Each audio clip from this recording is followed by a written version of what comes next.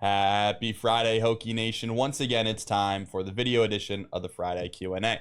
As always, Tech Sideline is presented by First Bank and Trust Company, where exceptional customer service comes first. First Bank and Trust Company offers a variety of checking and saving account options that are sure to meet your banking needs, including free checking.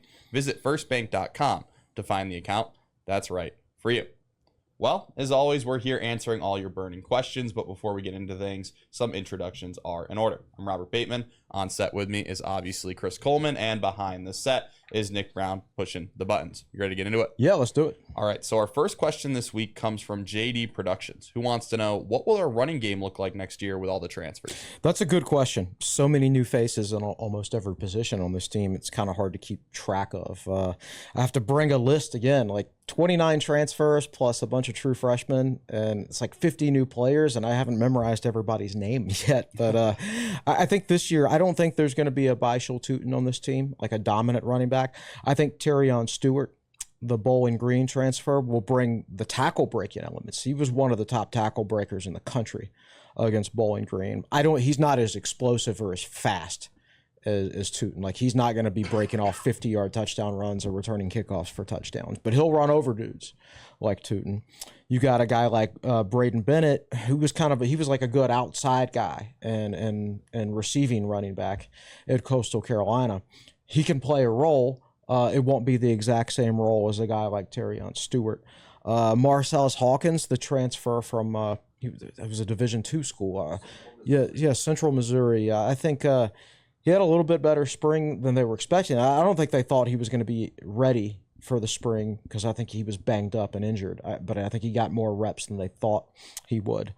I think whereas last year was almost all the Bhayshul Tuten show and very limited carries to the number 2 running back, I think you'll probably see 3 guys get touches this year, and the roles could be a little bit more defined as far as what does that player do well. I would definitely expect Terrion Stewart to be a between the tackles running back. Maybe Braden Bennett gets a little bit more of his work to the outside. You don't have as much of a read of those other guys.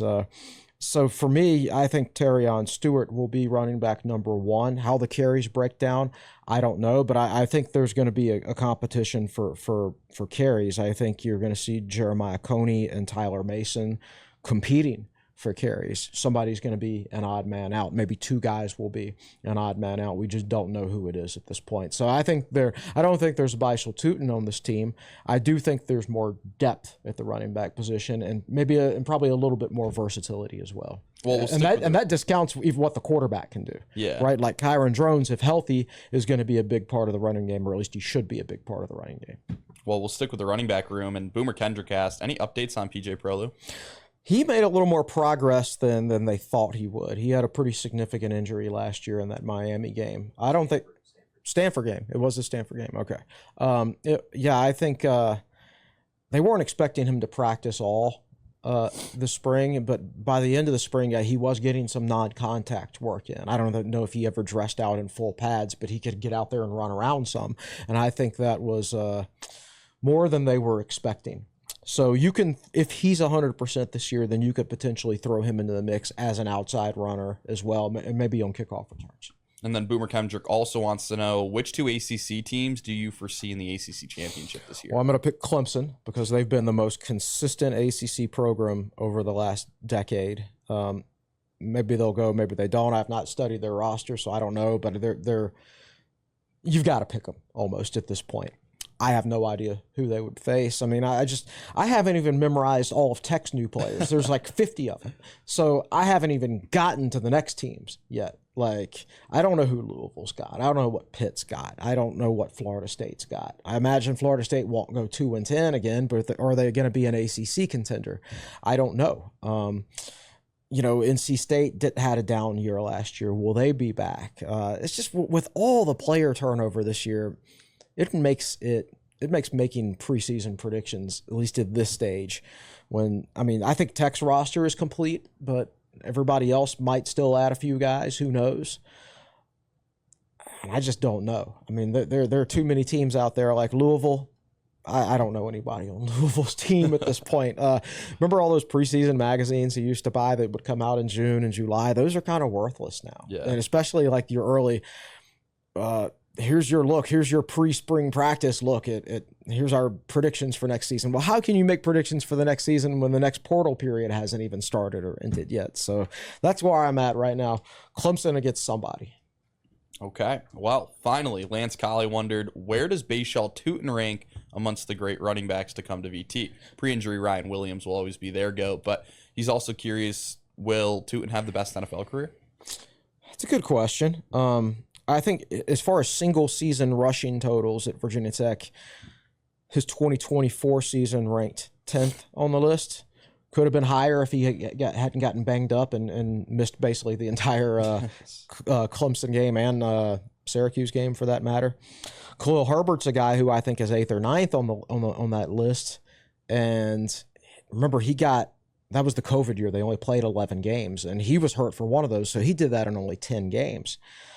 I think you could make an argument for either one of those guys. I wrote down, or I typed out 6 names here in no particular order: Tuten, Ryan Williams, Kevin Jones, David Wilson, Khalil Herbert, Lee Suggs. I think you can make an argument for any one of those guys, and it's really kind of based on personal preference.